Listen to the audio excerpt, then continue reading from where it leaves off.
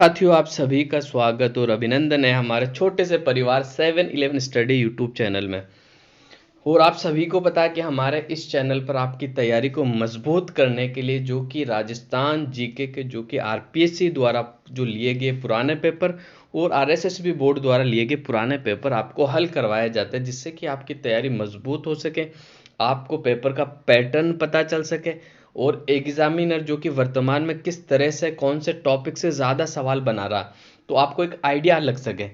तो इसी कड़ी के अंदर हम एक नया पेपर लेकर आपके सामने प्रस्तुत हुए। कौन सा पेपर है? तो हाउस कीपर भर्ती परीक्षा का पेपर है, जो कि 2022 में हुआ था, जुलाई 2022 में। ज़्यादा पुराना पेपर नहीं है, बिल्कुल नया पेपर है। इससे आपको पेपर का आइडिया और पैटर्न पता चलेगा। तो चलते हैं पहले क्वेश्चन की ओर, ज़्यादा समय व्यर्थ ना करते हुए, क्योंकि समय बड़ा कीमती है। सीधा अपन राजस्थान जीके देखेंगे इसमें। तो 31 से राजस्थान जीके स्टार्ट है, तो ये बिल्कुल आपके सामने 31 क्वेश्चन, ठीक है। और अगर आप नए हो तो हमारे चैनल को ज़रूर सब्सक्राइब कीजिएगा, ठीक है। लाइक भी कीजिएगा, कमेंट भी कीजिएगा, यही हमारी मेहनत है। और हमारे कोई ज़्यादा सब्सक्राइबर नहीं, आप देख सकते हो। फिर भी आप हमें सपोर्ट करना चाहते हो तो हमारे चैनल को ज़रूर सब्सक्राइब कीजिएगा। पहला सवाल आपके सामने है, हुरडा सम्मेलन 1734 की अध्यक्षता किसने की थी? तो इसका जो देखते अपन सही आंसर क्या हो जाएगा। हुरडा सम्मेलन की जो अध्यक्षता है किसने करी थी? तो सवाई जय सिंह ने, भगत सिंह ने, अभय सिंह ने और महाराणा जगत सिंह ने। तो इसका जो आपका राइट आंसर हो जाएगा ऑप्शन नंबर डी, बिल्कुल आपका राइट आंसर हो जाएगा, ठीक है। हुरडा सम्मेलन की बात कर लेते, इसका आयोजन कहाँ हुआ? तो इसका आयोजन हुआ भीलवाड़ा में। आपको ये याद रखना। आयोजन कब हुआ? तो तिथि के साथ बता देता हूँ मैं, 17 जुलाई 1734, ठीक है। ठीक है। कहाँ आयोजन हुआ? भीलवाड़ा में। कब आयोजन हुआ? मैंने बता दिया आपको, ठीक है। आयोजन किसने करवाया था? तो आयोजन जो करवाया था वो जयपुर के सवाई जय सिंह ने करवाया था। अध्यक्षता किसने की थी? तो मेवाड़ महाराणा जगत सिंह द्वितीय ने की थी, ठीक है। मेवाड़ महाराणा जगत सिंह द्वितीय ने की थी। इसके अलावा अगली बात कर लेते हैं इसमें। तो हुरडा सम्मेलन आयोजन क्यों हुआ था? तो आयोजन होने का जो कारण था वो था कि भीलों के आक्रमणों को मराठाओं के आक्रमणों को रोक सके और उन पर नियंत्रण कर सके, इसलिए हुरडा सम्मेलन का आयोजन हुआ था। इसके अलावा इसमें कौन कौन आए थे, ये इंपॉर्टेंट है, बार बार एग्जाम में पूछा जाता है कि हुरडा सम्मेलन में भाग लेने वाले। तो मैं आपको बता देता हूँ, जयपुर के तो सवाई जय सिंह थे, जयपुर के सवाई जय सिंह हो गए। और मेवाड़ के अपने महाराणा जगत सिंह हो गए, ये भी आपको याद रखना। नागौर के अपने भक्त सिंह हो गए। कहा कि भाई नागौर के अपने भक्त सिंह हो गए, ठीक है। और जोधपुर के अभय सिंह हो गए, ठीक है। चार तो आपको यही मिल गए। इसके अलावा मैं बात कर लूँ आपकी, तो बीकानेर से आए थे जोरावर सिंह। बीकानेर से कौन आए थे? जोरावर सिंह, ये आपको याद रखना। इसके अलावा मैं बात कर लूँ तो कोटा से आए थे दुर्जन साल। कोटा से कौन आए थे? दुर्जन साल। कोटा था ऐसे आपके दुर्जन साल। इसके अलावा मैं बात कर लूँ तो बूंदी से आए थे आपके दलेल सिंह। बूंदी से कौन आए थे? दलेल सिंह। करौली की मैं बात कर लूँ तो करौली से गोपाल पाल आए थे। करौली से कौन आए थे? गोपाल पाल। और किशनगढ़ के राज सिंह। इन नेताओं ने और इन राजाओं ने इस सम्मेलन में भाग लिया था, जो कि मैंने आपको बता दिया, ठीक है। चार जयपुर के सवाई जय सिंह, नागौर के भक्त सिंह और अभय सिंह आपके कहाँ हो जाएंगे? तो अभय सिंह आपके हो जाएंगे कहाँ के? जोधपुर के। और महाराणा जगत सिंह आपके मेवाड़ के हो जाएंगे। बीकानेर के जोरावर सिंह हो जाएंगे। करौली के गोपाल पाल हो जाएंगे। बूंदी के दलेल सिंह हो जाएंगे। और कोटा के दुर्जन साल। इसकी अध्यक्षता किसने की थी? इसकी अध्यक्षता जो कि मैंने पहले ही आपको बता दिया, महाराणा जगत सिंह द्वितीय ने की थी, ठीक है। मैंने गलती से नेता बोला, ये सारे शासक है, ठीक है। अगले क्वेश्चन की ओर बढ़ते हैं। अगला क्वेश्चन क्या? अगला क्वेश्चन आपके सामने है, बिल्कुल अगला क्वेश्चन ये आपके सामने है। निम्नलिखित में से कौन सा किला यूनेस्को की विश्व धरोहर सूची में शामिल नहीं है? ठीक है। तो देखते हैं कौन सा शामिल नहीं है। सबसे पहले गागरोन, जैसलमेर, कुंभलगढ़ और अचलगढ़। सबसे पहले देखो मैं बात कर लूँ तो 1985 की मैं बात करता हूँ, तो इसमें केवलादेव राष्ट्रीय उद्यान को यूनेस्को की विश्व धरोहर में शामिल किया गया। फिर सीधा चल के मैं 2010 में आ जाता हूँ, ठीक है। 2010 में मैं आ जाता हूँ। 2010 में मैं आया तो किसे शामिल किया गया 2010 में? अमूर्त नृत्य, कालबेलिया नृत्य को शामिल किया गया अमूर्त सूची के अंदर। अमूर्त क्या होता है? जिसे छुआ नहीं जा सकता बस, ठीक है, उसे अमूर्त कहा जाता है। और मूर्त सूची में फिर 2011 के अंदर मैं आ जाता हूँ, तो जंतर मंतर को शामिल किया गया भाई। 2011 में जंतर मंतर को शामिल किया गया। कब? 2011 में जंतर मंतर। उसके बाद में आ जाऊँ तो 2013 के अंदर 6 जिलों को शामिल किया गया। 6 किलो को, सॉरी जिले नहीं, 6 किलो को शामिल किया गया था। कौन कौन से किले थे? तो मैं आपको बता देता हूँ। इसकी छोटी सी ट्रिक है जो आपको याद रखनी है, वैसे एक बार से आपको समझ में आ जाएगा। गाजर, चीकू और आम, ठीक है। आप लोग जानते भी होंगे, आप लोगों ने कई जगह पढ़ा भी होगा। गाजर, चीकू, आम। गा से गागरोन, जैसे जैसलमेर, रे से रणथंभौर, ची से चित्तौड़गढ़, कू से कुंभलगढ़, आम से आमेर हो जाएगा आपका। तो इसमें जो आपका कौन सा नहीं है, तो आपका ऑप्शन नंबर डी बिल्कुल आपका जो है इसका ये यूनेस्को की सूची में शामिल नहीं है। अचलगढ़ कहाँ पड़ता है? सिरोही में पड़ता है। इसका निर्माण महाराणा कुंभा ने करवाया था। इसके अलावा मैं 2019 जुलाई 2019 की बात कर लूँ तो जयपुर के परकोटे को भी यूनेस्को की सूची में शामिल किया गया था।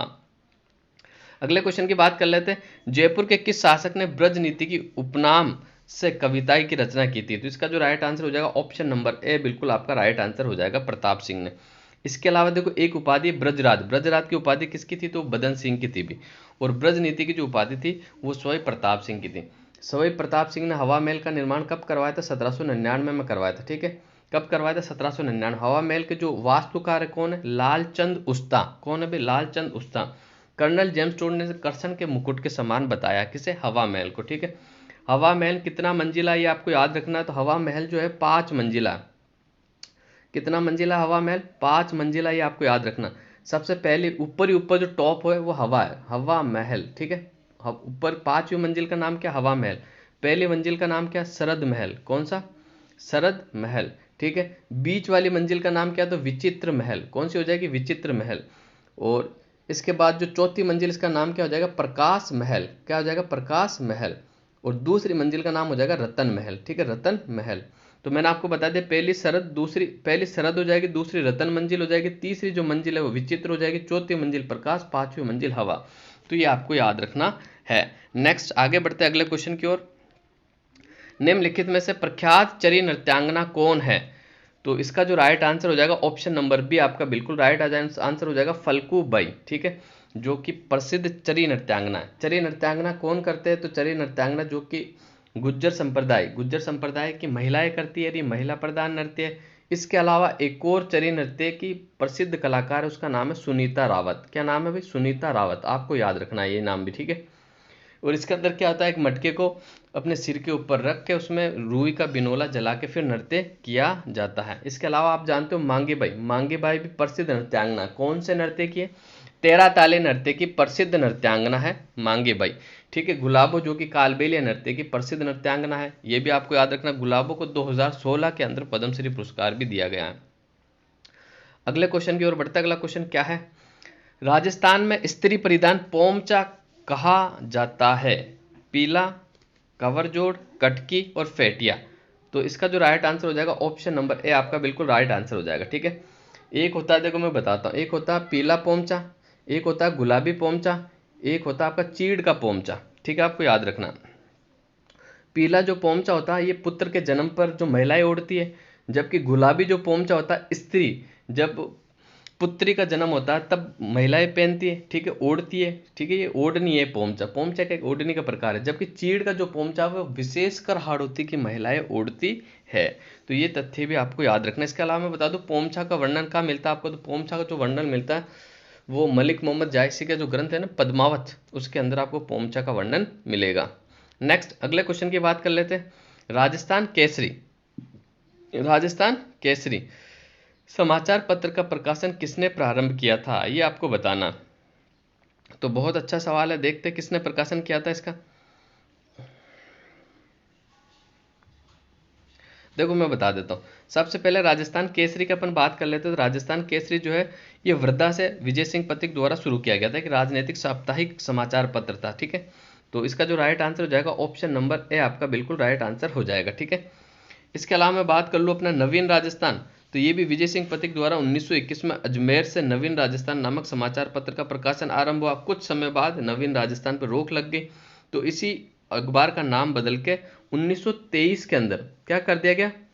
तरुण राजस्थान कर दिया गया। ठीक है, क्या कर दिया गया? तरुण राजस्थान कर दिया गया। इसके अलावा मैं कुछ इंपॉर्टेंट समाचार पत्रों की बात कर लूँ जो कि अखबार में एग्जाम के अंदर पूछे जाते हैं बार बार। जैसे देश हितैषी समाचार पत्र है, तो ये किनका है भाई? ये अजमेर से निकलता था, मुंशी मुन्नालाल शर्मा का। ठीक है, ये आपको याद रखना। त्याग भूमि पूछा हुआ 1927 में इसका प्रकाशित हुआ था, ये हरिभाऊ उपाध्याय द्वारा संपादित है। ठीक है, और इसके अलावा मैं बात कर लूँ तो लोक जीवन, ये अखबार जो है इनका जो प्रकाशन होता था वो हरमल सिंह द्वारा किया जाता था। ठीक है, और ये अखबार का पहला अंक है जब फ्रांसीसी क्रांति यानी 14 जुलाई को फ्रांसीसी क्रांति के विशेषांक के रूप में प्रकाशित हुआ था। ये भी आपको याद रखना है। और मैं बात कर लूँ तो एक सारम, ये आपने कभी नहीं सुना होगा, एग्जाम में पूछा जा सकता है। कौन सा? सारम। सारम जो समाचार पत्र है झालावाड़ से प्रकाशित होता था। कहाँ से? झालावाड़ से प्रकाशित होता था। और इसके जो संपादक थे वो श्री राम निवास शर्मा थे। कौन थे भी? श्री राम निवास शर्मा। तो ये तथ्य भी आपको याद रखने हैं जो कि आपके एग्जाम के लिए इंपॉर्टेंट है। तो अगले क्वेश्चन की ओर बढ़ते हैं गाइस। अगला क्वेश्चन क्या है? पृथ्वीराज थर्ड और मोहम्मद गोरी के मध्य कितने युद्ध लड़े गए? तो इसका जो राइट आंसर हो जाएगा ऑप्शन नंबर सी, बिल्कुल आपका राइट आंसर हो जाएगा। 2 युद्ध लड़े गए। कब कब लड़े गए? 1191 और 1192, ये आपको याद रखना। 1191 के अंदर जो पृथ्वीराज थर्ड और मोहम्मद गोरी के मध्य युद्ध हुआ, तो इसमें पृथ्वीराज थर्ड की विजयी हुई थी, जबकि 1192 के अंदर जो युद्ध हुआ था उसके अंदर मोहम्मद गोरी की विजयी हुई थी। तो ये तथ्य आपको याद रखना है। कहाँ हुआ था भाई? तो ये तराइन के मैदान में हुए थे। ठीक है, तराइन के मैदान हरियाणा करनाल के अंदर पड़ते हैं। तो वहाँ ये दोनों युद्ध हुए थे। अगले क्वेश्चन की ओर बढ़ते हैं। आज क्वेश्चन नंबर 44 जो कि आपके सामने है। निम्नलिखित में से कौन सा पुरातात्विक स्थल उत्खनन करता सम्मिलित नहीं है? ये आपको बताना। Ahar HD Sankalia, Ojiyana Kainpuri, Bairat DR Sahni, Bagor VN Mishra. तो देखो इसका जो अपन देख लेते हैं, सबसे पहले ओजियाना, ऑप्शन नंबर बी जो है ना बिल्कुल आपका राइट आंसर है। ओजियाना के जो उत्खनन करता है वो KN पुरी नहीं है। ठीक है, तो आपको सवाल आएगा कि KN पुरी ने कौन सी सभ्यता का उत्खनन किया था? इसका जो रेड सभ्यता जो टोक में पड़ती है ना, उसका उत्खनन KN पुरी ने किया था। ठीक है, KN पुरी का पूरा नाम था डॉक्टर केदारनाथ पुरी। क्या नाम था? पूरा नाम केदारनाथ पुरी। ओजियाना सभ्यता के बारे में अपन कुछ देख लेते हैं। तो राजस्थान में जो ओजियाना सभ्यता है, भीलवाड़ा जिले के बदनौर के पास खारी नदी के तट पे है। कौन सी नदी? खारी नदी के तट पे इसका जमाव था। और ये ताम्रयुगीन सभ्यता थी, आहट संस्कृति का विस्तार था। इसका जो उत्खनन है किसने किया था? एक तो BR मीणा और आलोक त्रिपाणी ने। कब? 1999-2000 में। मोस्ट इंपॉर्टेंट कथन मैं आपसे शेयर कर रहा हूं कि ओजियाना सभ्यता का जो उत्खनन है एक तो BR मीणा और आलोक त्रिपाठी द्वारा 1999-2000 में किया गया था। मोस्ट इंपॉर्टेंट है। और यह जो अवशेष मिले इस संस्कृति के विकास जो है 3 चरणों में माना जाता है। ठीक है, यहाँ से क्या क्या प्राप्त हुए? तो पत्थर के मनके यहाँ से मिले हैं। ठीक है, वो शंख और ताम्र की चूड़ियाँ और आभूषण यहाँ से प्राप्त हुए हैं। ये तथ्य भी आपको याद रखना है जो कि मोस्ट इंपॉर्टेंट है।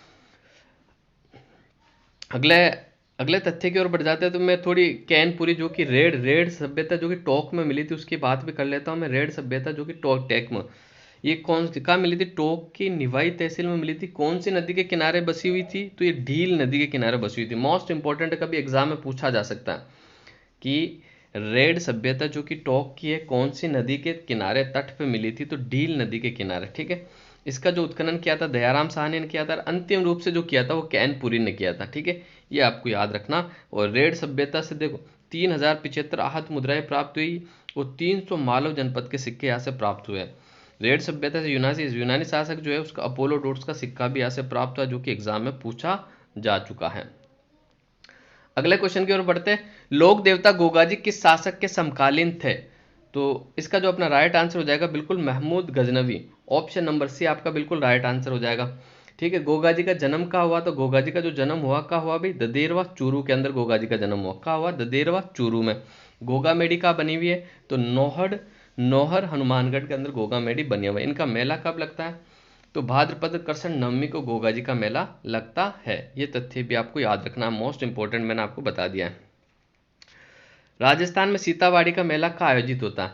तिलवाड़ा, नोखा, केलवाड़ा, कोलाई। तो ऑप्शन नंबर सी आपका बिल्कुल राइट आंसर हो जाएगा। ये जो सीतावाड़ी का जो मेला लगता है, कहाँ लगता है? सीतावाड़ी का जो मेला लगता है आपका लगता है 12 के अंदर। कहाँ लगता है भाई? 12 में लगता है। ठीक है, कहाँ लगता है? 12 में। ठीक है, आपको याद रखना। और ये सहरिया जनजाति का कुंभ कहलाता है ये मेला। क्या? सहरिया जनजाति का कुंभ कहलाता है। सहरिया जनजाति का जो जमाव है वो 12 की शाहबाद और किशनगंज तहसील के अंदर सहरिया जनजाति का जमाव है। अगले क्वेश्चन की बात कर लेते हैं। अधोलिखित में से वाद्य यंत्र का प्रकार असंगत युग्म है, आपको बताना है।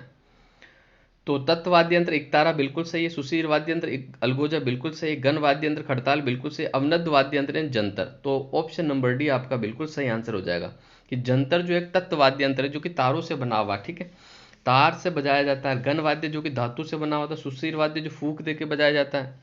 तो इसका जो सही आंसर हो जाएगा ऑप्शन नंबर डी आपका बिल्कुल राइट आंसर हो जाएगा। नेक्स्ट आगे बढ़ते हैं अपन।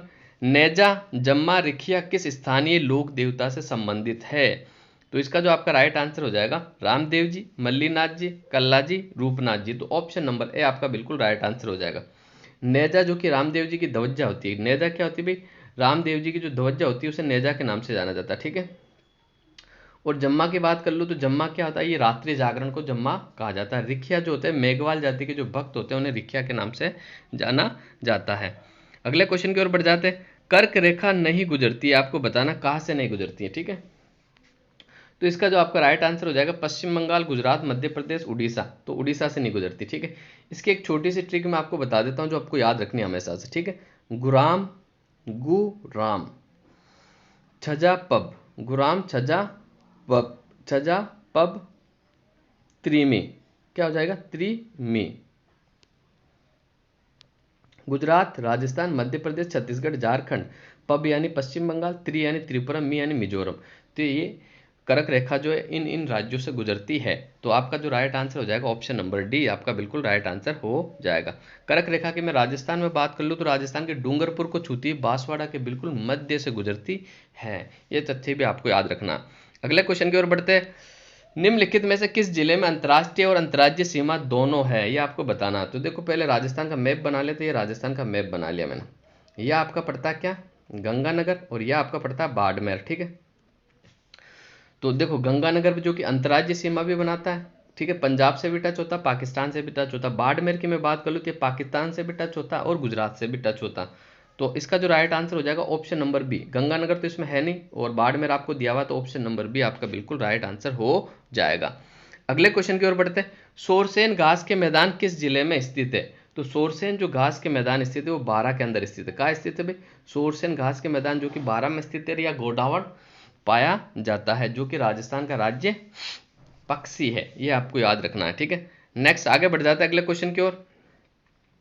निम्नलिखित में से कौन सा खनिज उत्पादक जिला सही सुमेलित नहीं है, ये आपको बताना। टंगस्टन नागौर, गार्नेट टोक, फेल्ड्सपार उदयपुर और वोलेस्टोनाइट सिरोही। तो आपका जो सही आंसर हो जाएगा बिल्कुल ऑप्शन नंबर सी। फेल्ड्सपार जो है वो अजमेर में मिलता है, उदयपुर में नहीं मिलता है, ठीक है। तो राजस्थान के खनिज आगे, तो राजस्थान के खनिजों के बारे में अपन कुछ चर्चा कर ही लेते हैं कि राजस्थान के जो खनिज इंपॉर्टेंट है वो कैसे है। तो मैं देख लेता हूँ इसमें खनिज जो इंपॉर्टेंट है, खनिज की कुछ लाइन है जो इंपॉर्टेंट है, कैसे इंपॉर्टेंट है, ठीक है। तो देखो राजस्थान में कुल प्रकार 81 प्रकार के खनिज के भंडार है। उसमें से खनन कितने का होता है, तो 57 प्रकार के खनिजों का खनन होता है, आपको याद रखना। और राजस्थान में खनिजों में एकाधिकार है। कितने खनिजों में एकाधिकार है, तो 3 खनिज ऐसे हैं जिनमें एकाधिकार मिलता है आपको, मोनोपोली। कौन कौन सा है, सीसा जस्ता हो गया आपका, सेलेनाइट हो गया और वोलेस्टोनाइट हो गया। ये पूरे भारत में एकमात्र राजस्थान इनका उत्पादन करता है, ये आपको याद रखना, ठीक है। एकमात्र, ठीक है, एकमात्र मैंने आपको बताया बिल्कुल। तो अगले क्वेश्चन की ओर बढ़ते हैं। अगला क्वेश्चन क्या है, तो अगला क्वेश्चन देख लेते हैं अपन। राष्ट्रीय ऊंट अनुसंधान केंद्र कहाँ स्थित है। राष्ट्रीय ऊन अनुसंधान केंद्र कहाँ स्थित है। तो इसका जो आपका राइट आंसर हो जाएगा बिल्कुल कौन सा राइट आंसर हो जाएगा, बिल्कुल ऑप्शन नंबर सी आपका बिल्कुल राइट आंसर हो जाएगा। ऑप्शन नंबर सी जो है आपका बिल्कुल राइट आंसर हो जाएगा। इससे पहले देखो खनिजों के बारे में कुछ और बता ही देता हूँ मैं। अगले क्वेश्चन से पहले कुछ तथ्य है जो इंपॉर्टेंट है जो वो बता देता हूँ मैं। सबसे पहले मैं खनिज भंडारों की दृष्टि से बात कर लूँ तो पूरे भारत के अंदर राजस्थान का कौन सा स्थान है, दूसरा स्थान है, ठीक है। और खनिज उपलब्धता की दृष्टि से बात कर लो तो राजस्थान का पूरे देश में कौन सा स्थान है, तीसरा स्थान है, ये आपको याद रखना। इसके अलावा राजस्थान में कौन सा खनिज सर्वाधिक होता है, तो रॉक फास्फेट जो है राजस्थान में सर्वाधिक उपलब्ध खनिज है। इसके अलावा जैसे मैंने बताया था कि सीसा जस्ता, सेलेनाइट और वोलेस्टोनाइट एकमात्र उत्पादक राज्य पूरे भारत में। इसके अलावा मैं बात कर लूँ तो देश में चांदी, कैल्साइट और जिप्सम का लगभग पूरा उत्पादन राजस्थान में होता है। अन्य तथ्य की बात कर ले तो राजस्थान देश में बोल क्ले, फॉस्फोराइट, ओकर, स्टेटाइट, फेल्सपार और फायर क्ले का प्रमुख उत्पादक है, ये भी आपको याद रखना। इसके अलावा मैं बात कर लूँ तो भारत में सीमेंट ग्रेड और स्टील ग्रेड लाइम स्टोन का राज्य में अग्रणी स्थान है, ये भी आपको याद रखना है।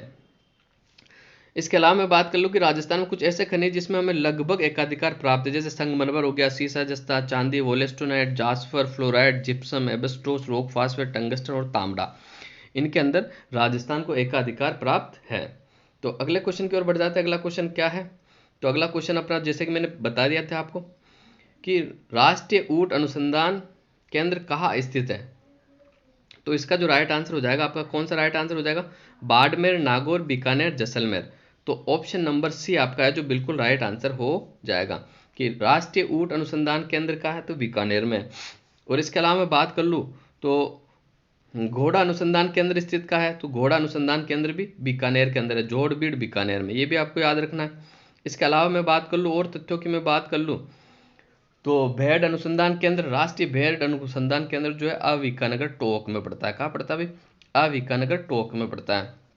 इसके अलावा मैं बात कर लूँ तो भेड़ एवं ऊन प्रशिक्षण संस्थान का पड़ता है, जोधपुर में पड़ता है। इसके अलावा मैं बात कर लूँ आपके तो केंद्रीय ऊन विकास बोर्ड का पड़ता है आपका, जोधपुर में पड़ता है। कहाँ पड़ता है आपका? जोधपुर में पड़ता है, ठीक है। इसके अलावा मैं बात कर लूँ केंद्रीय बकरी अनुसंधान केंद्र, ये भी आपका अविकानगर टोंक में पड़ता है, ठीक है। ये तथ्य भी आपको याद रखने हैं। इसके अलावा मैं बात कर लूँ तो राष्ट्रीय सरसों अनुसंधान केंद्र सेवर भरतपुर में पड़ता है। कहाँ पड़ता है भाई? सेवर भरतपुर में पड़ता है आपका। कहाँ पड़ता है? सेवर भरतपुर में पड़ता है। इसके अलावा अन्य में बात कर लूँ तो राष्ट्रीय बेर अनुसंधान केंद्र बीकानेर, राष्ट्रीय खजूर अनुसंधान बीकानेर, राष्ट्रीय घोड़ा अनुसंधान बीकानेर, राष्ट्रीय ऊंट अनुसंधान, ये सारे 4 अनुसंधान है जो बीकानेर में आपको याद रखना है। वापस से बता देता हूँ मैं आपको। बेर अनुसंधान केंद्र बीकानेर, खजूर अनुसंधान केंद्र बीकानेर, राष्ट्रीय घोड़ा अनुसंधान केंद्र बीकानेर, राष्ट्रीय ऊंट अनुसंधान केंद्र जोड़बीड़ बीकानेर। तो ये तथ्य भी आपको याद रखने हैं। इसके अलावा राष्ट्रीय मसाला बीज अनुसंधान केंद्र जो आपका पड़ता है वो डूमाड़ा अजमेर में पड़ता है। कहाँ पड़ता है? डूमाड़ा अजमेर में पड़ता है। अगले क्वेश्चन की बात कर लेते हैं। 56 का मैदान अवस्थित है तो 56 का मैदान कहाँ अवस्थित है? तो इसका जो राइट आंसर हो जाएगा प्रतापगढ़ और बांसवाड़ा। ऑप्शन नंबर ए आपका बिल्कुल राइट आंसर हो जाएगा, ठीक है। और 56 के मैदान का जो निर्माण करती है वो माही नदी के द्वारा किया जाता है, ये भी आपको याद रखना है, ठीक है। अगले क्वेश्चन की देखते हैं। अगला क्वेश्चन क्या? अगला क्वेश्चन आपके सामने है। निम्नलिखित में से कौन सी चोटी दक्षिण अरावली में अवस्थित नहीं है? तो इसका जो राइट आंसर हो जाएगा आपका बिल्कुल शेर, दिलवाड़ा, कमलनाथ, बिलाली। तो इसका जो राइट आंसर हो जाएगा Bilali, option number D. Bilali कहाँ पड़ती है? तो बिलाली जो पड़ती है उत्तरी अरावली में पड़ती है। इसकी ऊंचाई कितनी है सर? ये भी साथ में बता दो। तो इसकी ऊंचाई जो है 775 मीटर है। उत्तरी अरावली में सर कौन से जिले में पड़ती होती है? अलवर में पड़ती है। कौन से जिले में पड़ती है? अलवर में, ये भी आपको याद रखना। शेर कहाँ पड़ती है? आपकी सिरोही में पड़ती है। इसकी ऊंचाई बता दो सर, 1597 है, ठीक है। दिलवाड़ा कहाँ पड़ती है? 1442, ये भी आपके कहाँ पड़ती है? सिरोही के अंदर पड़ती है। और मैं कमलनाथ की बात कर लूँ तो ये उदयपुर में पड़ती है। कमलनाथ कहाँ पड़ती है? आपकी उदयपुर में पड़ती है। और इसकी जो ऊंचाई है 1001 है। गुरु सीकर की जो ऊंचाई है 1722 है, ठीक है। और इसके बाद में बात कर लो कुंभलगढ़ की तो 1224 मीटर ऊंचा है। भाई कुंभलगढ़ कितना ऊंचा है? 1224 मीटर ऊंचा है, ठीक है। आपको याद रखना। बरवाड़ा 786 मीटर ऊंची है। भाई बरवाड़ा चोटी कितनी ऊंची है? 786 मीटर ऊंची है। इसके अलावा मैं बात कर लूँ आपको तो सज्जनगढ़ की जो ऊंचाई है 938 है। सज्जनगढ़ की ऊंचाई कितनी? 968 है, ठीक है। गोगुंदा की मैं बात कर लूँ 840 मीटर ऊंची है। नागपानी जो आपकी 867 मीटर ऊंची है। तारागढ़ अजमेर की बात कर लूँ तो 870 और कुछ किताबों में आपको 873 भी मिल जाएगा, दोनों ही सही है, ठीक है। इसके अलावा मैं बात कर लूँ अगले तथ्य की तो अगली चोटी की, तो अगली चोटी जो है डोरा पर्वत जो कि कहाँ पड़ता है? ये आपके जालौर में पड़ता है, जसवंतपुरा की पहाड़ी में। सबसे ऊंची चोटी कौन सी है? तो डोरा पर्वत ही है वहाँ की, उसकी ऊंचाई 869 मीटर है। अगले क्वेश्चन की ओर बढ़ जाते हैं। अगला क्वेश्चन क्या है? निम्नलिखित में से कौन सा उत्पत्ति स्थान नदी से सही सुमेलित नहीं है? ये आपको बताना है, ठीक है। जानापाव की पहाड़ी से चंबल निकलती, बिल्कुल सही है। नागपाड़ से लूनी निकलती, बिल्कुल सही। गोगुंदा की पहाड़ी से बेडस निकलती, बिल्कुल सही। बिजराल की पहाड़ी से बनास नहीं निकलती है।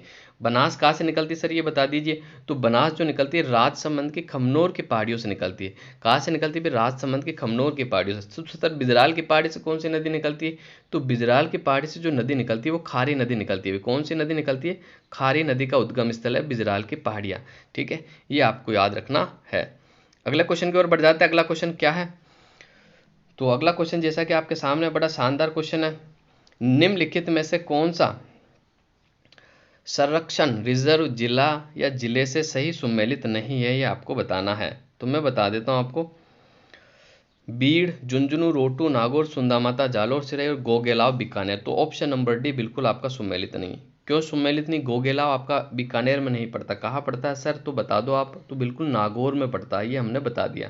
कहाँ पड़ता है? नागौर में पड़ता है, ठीक है। तो कंजर्वेशन रिजर्व में वर्तमान में बात कर लूँ तो देखो 27 कंजर्वेशन रिजर्व हो गए राजस्थान में। कुल कितने कंजर्वेशन रिजर्व हो गए? 27 कंजर्वेशन रिजर्व हो गए। कितने? 27। और सबसे नवीनतम जो है ना वो बता देता हूँ मैं आपको, एग्जाम में पूछा जा सकता है। सबसे नवीनतम जो है बांज आमली है। कौन सा है? बांज आमली, ठीक है। ये कहाँ पड़ता है? तो ये 12 के अंदर पड़ता है। कहाँ पड़ता है? 12 के अंदर पड़ता है। ठीक है, ये आपको याद रखना। 27वां जो कि नवीनतम, जो हाल ही में अभी जस्ट कितने दिन पहले, 15 या 20 दिन पहले इसका अनाउंस हुआ। ठीक है, ये आपको याद रखना। वो ये 27वां होगा। इसके अलावा मैं बात कर लूँ तो सबसे छोटा जो है रोटू नागौर है। सबसे छोटा कंजर्वेशन रिजर्व कौन सा है? रोटू नागौर। रोटू जो कि नागौर में पड़ता है। सबसे बड़ा कंजर्वेशन रिजर्व भी सर बता दीजिए। तो सबसे बड़ा जो मैं आपको बता देता हूँ वो शाहबाद के घास के मैदान, यानी शाहबाद का जो सबसे बड़ा है, शाहबाद का जो घास का मैदान है वो सबसे बड़ा है। ठीक है, कितने किलोमीटर में फैला हो? तो 190 किलोमीटर में फैला हुआ है, ये भी आपको याद रखना। इसके अलावा कुछ इंपॉर्टेंट जो नए बने थे, जैसे रणखार कंजर्वेशन रिजर्व कौन से जिले का? जालोर का है। जो हार्ड पड़ते हैं ना, वही मैं बता रहा मैं बक। और इसके अलावा बीड़ घास फूलिया खुर्द का पड़ता थी, ये भीलवाड़ा में पड़ता है। बागदड़ा क्रोकोडाइल उदयपुर में पड़ता है। वाड़ा खेड़ा आपका सिरोही में पड़ता है, अभी नवीनतम बने थे। ठीक है, जालाना जयपुर में पड़ता है। रामगढ़ जो कुंजी है कहाँ पड़ता है? तो 12 में पड़ता है। ठीक है, ये भी आपको याद रखना। अरवर कहाँ पड़ता है? तो ये अजमेर में पड़ता है। और खिंचन जोधपुर के अंदर। ये नवीनतम जितने भी थे मैंने आपसे शेयर कर लिए। ठीक है, अगले क्वेश्चन की ओर बढ़ते हैं। राजस्थान में राज्य की प्रथम वन नीति किस वर्ष घोषित की गई थी? इसका जो राइट आंसर हो जाएगा 2010 में घोषित की गई थी। कब घोषित की गई? 2010 में घोषित की गई थी। अगले क्वेश्चन की, राष्ट्रीय महिला आयोग का अध्यक्ष कौन है? तो वर्तमान के अंदर ऑप्शन नंबर बी आपका बिल्कुल राइट आंसर हो जाएगा, रेखा शर्मा। तो आज की क्लास को बस यही विराम देना चाहेंगे। अगली क्लास में आपसे फिर मुलाकात होगी एक नए पेपर के साथ, नए तथ्यों के साथ और नई शुरुआत के साथ। तो आप अगर नए हो हमारे चैनल को, तो ऐसी ही महत्वपूर्ण जानकारी के लिए, हर क्वेश्चन का पोस्टमार्टम और उस क्वेश्चन के अन्य तथ्यों को जानने के लिए आप हमारे चैनल को ज़रूर सब्सक्राइब कीजिएगा। ये जो मैं आपको जानकारी बता रहा हूँ ज़रूर आपको एग्ज़ाम में बहुत महत्वपूर्ण, यानी बहुत महत्वपूर्ण पत्थर की लकीर साबित होगी। इस जानकारी से आपका सिलेक्शन जो है, सब सिलेक्शन के जो चांस होंगे बहुत मजबूत होंगे। ठीक है, तो आज की क्लास को यही समाप्त करते हैं। अगली क्लास में फिर मुलाकात होगी। धन्यवाद साथियों।